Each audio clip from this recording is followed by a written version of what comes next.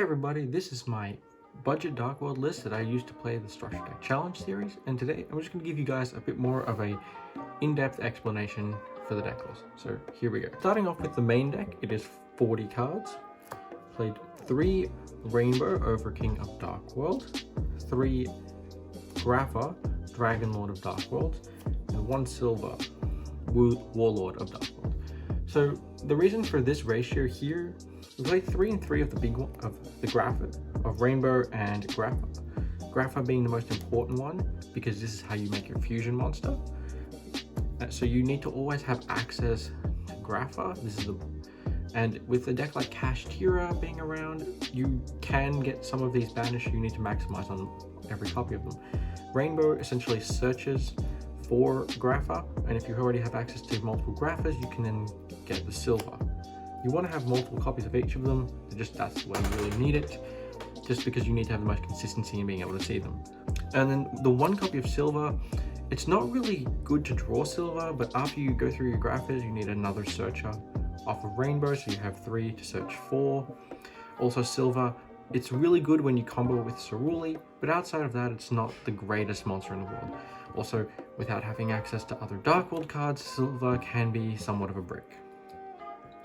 In addition to these big ones, we also have 3 copies of Genta. This is Gateman of Dark World. This is one of the new ones from the structure deck. This one is the best one. You maximize him because he's the starter card, so you discard one of him to search out a copy of Gates of the Dark World. So you can search Gates of the Dark World from Genta. And the good thing about Genta is this search is not once per turn. So that means if you have multiple Gentas, you can search multiple gates. The only part of this that is a hard once per turn is the banish. From when it gets banished, if you control a Dark World, you can then special summon it back. That's the only part that's once per turn, hard once per turn. The other part is it's a soft once per turn essentially. So you can use as many copies of this as you want in one turn. Genta, yes, just maximize Genta. Next, we played 3 copies of Snow. Snow is one of your other best ones to discard because it can search any Dark World card. So Snow can search any of the Dark World spells that you may need. It can search any Dark World monster. It can even search itself, so you just can recur the resource, so you don't even need to lose the Snow itself. Then 3 copies of Brow. I don't really like this card, but being as this is the budget list, we have to fill in spots somewhere. So Brow is pretty good just because it can draw you another card. So now this is the next part. So we played 2 copies of Ceruli. The reason for 2 copies, so in most budget lists you only want to play 1, but even if you're going for the hand loop combo with Silver, you only want 1 of these because it's really bad to draw.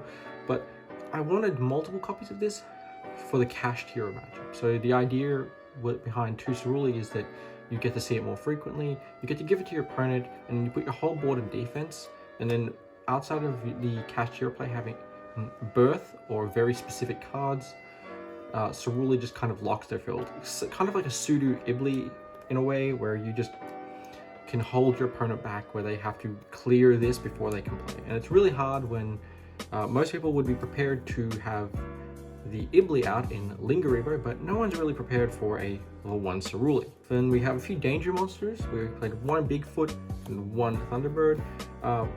This logic was, these cards do nothing for you when you go first. They are very bad because you don't really have anything to link into with this deck, as we don't have access to link monsters. So all they are is a chance to draw another card, and if you get them hit out of your hand, then it's essentially a -1.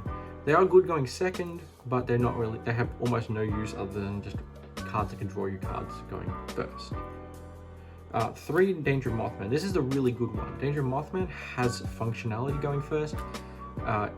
It'll always be at least 1 draw for you and discard, which is it's very useful in a deck where you have limited options like this. So 3 Danger Mothman, very useful, very helpful, loved it all day. It was always good and always a draw. Then for the spells, that's it for the monsters, we have 2 copies of Dark World Ascension and 2 copies of Dark World Archives. So these are the new ones out of the structure deck. Some people will say, oh, you only need to play 1/1. I tried doing that. You don't see them enough, especially with a deck like Cash Hero, which can banish a bunch of your deck. You can lose copies of these. The fusion is especially important because you do not want to lose it, but once you get one in rotation, you don't need to have access to more. So that's really that theory there. You need to make sure you always have this available to you. And then archives, again, is a little bit different. Archives, once you see one, you never want to see a second one. But again, it's very important to see it early with Dark World cards, or if you have everything else you need, you can search it. But yeah, once this card gets going in rotation, you almost should never lose the game. But it's for that same theory with Cash Hero, you have to build your deck a little bit differently. Then for the old ones, we have 3 copies of Gates. This is the most important Dark World card, being able to pretty much get activated off 1 Genta plus any other Dark World card in hand, or Dark World monster I should say. But yeah, there's no reason to not maximize this. 3 copies of Dark World Dealings. Again, we have limited draw options and a budget list, so we need to make sure we have as many draw options as possible. Then the other draw and discard spells is we played 3 copies of Drag Down and 1 copy of Card Destruction. Card Destruction shouldn't really need an explanation. Card Destruction is one of the most absurd cards in the game when you resolve it. If you resolve this for multiple Dark World monsters, like I did a few times, you never should lose the game.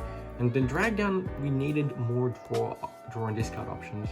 But in addition, it gives us the ability to look at our opponent's hand.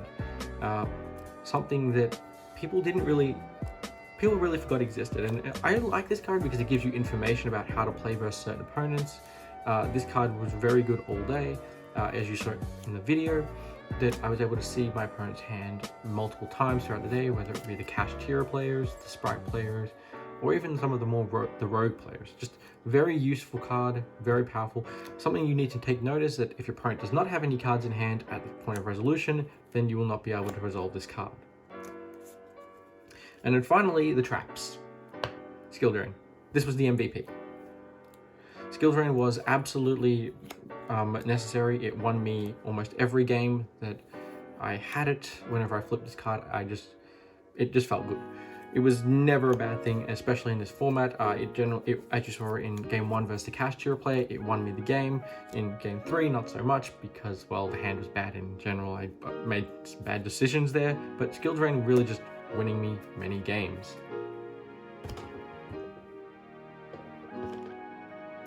Next, for the extra deck, we have 3 Grapha. This is all we had. The structure deck doesn't give us anything else, so this is all we had to use. There's no reason to not play multiple of these for any reason. But now for the side deck. So side deck, 2 copies of Bigfoot and 2 copies of Thunderbird. The theory behind this is we didn't really have anything else to side, so we're just scraping together whatever would work. And 2 copies of Bigfoot, 2 copies of Thunderbird. This is what works. It's really good going second because it can at least do something like destroy a card your opponent has on the field if it is discarded. If not, it's a big body you get on the field. So that's the theory there. You definitely don't want multiple copies of these going first when all they do is draw you a card potentially. 2 copies of Lilith. The theory of Lilith was that it could help me search out any of my normal traps post sighting, such as Mind Crush or Dynamishkus. In theory, it works really well. In practice, it was not good at all. I had Lilith Game 3 versus the Cash Hero player. It was able to search me Mind Crush, but it didn't really help me when I had nothing else to work with. So in theory, I like Lilith. In practice, it's not very good. I would not want to put this in here again, but I don't know really what else to put in. Then for the traps, we have 3 copies of Mind Crush. This is essentially when we go first, just to have outs to our opponent's side decked cards, such as Lightning Storms, which would really hurt. Cosmic Cyclone can it can't hit the quick play spells because they can just chain it and they won't have it. However, it was good. It did fulfill its purpose. It stopped Lightning Storm. If your opponent goes enter battle phase, you can flip this, call Evenly Matched, and take out the Evenly Matched from their hand. So that's really helpful. I like this card, but I'd have to probably reconsider it if I want to play it again. Paleozoic Dynamiscus, this card was just added for spot removal, in case we played any deck that would require spot removal, such as maybe Labyrinth or any other decks that would just be able to flood us, I guess. You can get rid of floodgates with it. So it never came up. I don't know if but again, we have limited options, so this is what we have to really do. And then finally, we have 3 copies of Dark World Punishment. This card, in theory, would be really good. In practice, again, didn't really do much. It's here to negate normal or special summons that do not start a chain, so just And also, it does discard a Fiend, which is not bad, and it also gives us protection for our Dark World monsters. In theory, again, good card, but in practice, not really that good. Wouldn't play it again. In conclusion, this is the Dark World list I played for my budget series. I hope you guys enjoyed I hope you guys appreciated the explanations I gave. If you guys have any questions, let me know down in the comment section below. I'll try to answer as many of them as possible, and I will see you next time.